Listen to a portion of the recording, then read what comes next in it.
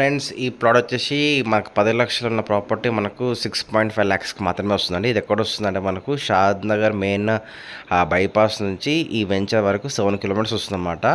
133 squares west facing plot అనమాట. 30/40 size అండి. ఓకేనా, 100 feet అనుకొని వెంచర్ అనమాట. మొత్తం 4 ఎంట్రన్సెస్ 4 ఎగ్జిట్స్ ఉంటాయి అన్నమాట. ఇది మనకు RRRకి దగ్గర, జూ పార్క్కి దగ్గర, కమదాం విలేజ్కి దగ్గర వస్తుంది అనమాట. ఓకేనా friends, thank you very much, have a good అండి. ఈ టెంపుల్లో వెంచర్ అనమాట.